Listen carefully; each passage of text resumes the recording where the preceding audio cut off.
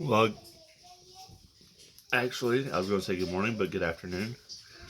Um, so I just wanted to stop in today and leave a thought today, a devotional thought for today. Um, I was reading and thinking about some stuff and being a servant, and I thought back to Matthew chapter 25, starting verse 31. When the Son of Man comes in his glory and all the angels with him, then he will sit on his glorious throne. All the nations will be gathered before him, and he will separate them one from another, just as the shepherd separates the sheep from the goats. He will put the sheep on his right and the goats on the left. Then the king will say to those on his right, "Come, you who are blessed by my Father, inherit the kingdom prepared for you from the foundation of the world. For I was hungry, and you gave me something to eat. I was thirsty, and you gave me something to drink. I was a stranger, and you took me in. I was naked, and you clothed me. I was sick, and you took care of me. I was in prison, and you visited me."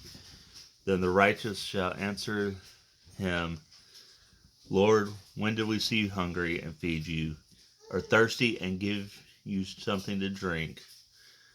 When did we see you a stranger and take you in, or without clothes and clothe you?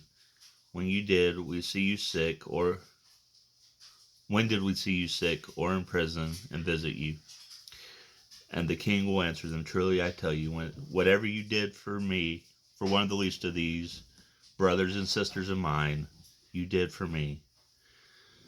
Um, you know, something that strikes me is this last section, verses 35 through 40. And and what strikes me is these are attributes of a servant,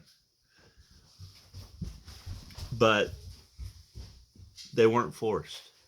They were ingrained. They were just a part of who they were. And, you know, when I think of being a servant, serving others, we know those people that do so to be seen, to be heard, to build themselves up. But as we've kind of a little discussed the idea of being the church and seizing the 108 hours a day outside of sleep and being with our church families, um,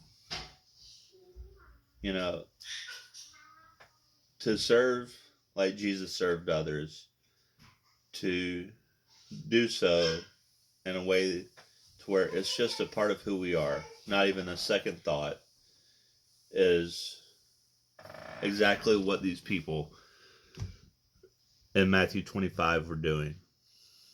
They didn't even realize it. I mean, that's kind of seen when they ask the questions, when did we see you hungry or thirsty? When did we see you a stranger or without clothes? When did we see you sick or in prison? It just wasn't a second thought to them.